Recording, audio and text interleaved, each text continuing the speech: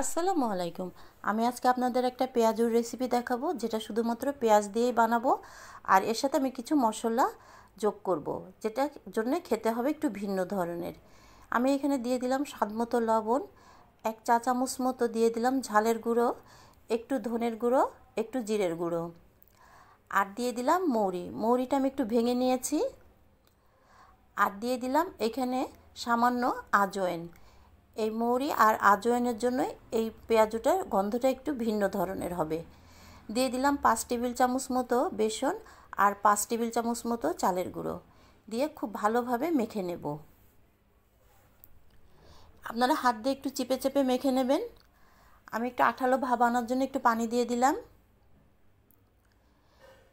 এই পেঁয়াজুটা ব্যাঙ্গালোরে খুব পাওয়া যায়, খেতেও ভালো লাগে। এই দুটো আজওয়াইন আর মৌরির কারণে এটার ফ্লেভারটা ভিন্ন ধরনের। আমার মাখানো হয়ে গেছে, এখন আমি ভাজতে চলে যাব। আমি কড়াইতে তেল গরম করেছি, এখন দিয়ে দিব এই পেঁয়াজগুলো। আমি পেঁয়াজগুলো দিয়ে দিচ্ছি। মিডিয়াম হিটে সবসময় আপনারা পেঁয়াজগুলো ভাজবেন, অতিরিক্ত হিট দিলে কিন্তু পুড়ে যাবে।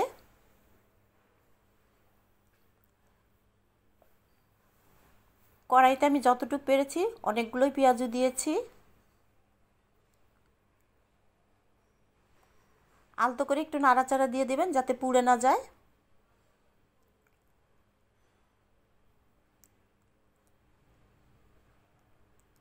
দেখুন আমার পেঁয়াজগুলো কিন্তু মুচমুচে হয়ে আসছে।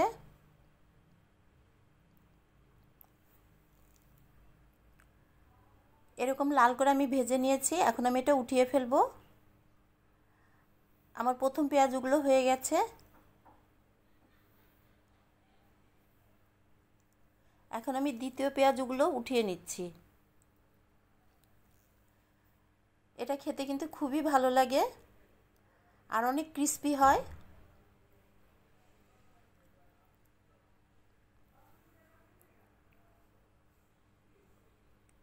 আমি এটা সালাদ দিয়ে পরিবেশন করেছি। যদি আপনাদের এই পেঁয়াজুটা ভালো লাগে তাহলে অবশ্যই একটা লাইক কমেন্ট দেবেন। দেখুন কতটা মচমচা। দেখা হবে পরবর্তী কোনো একটা রান্না নিয়ে।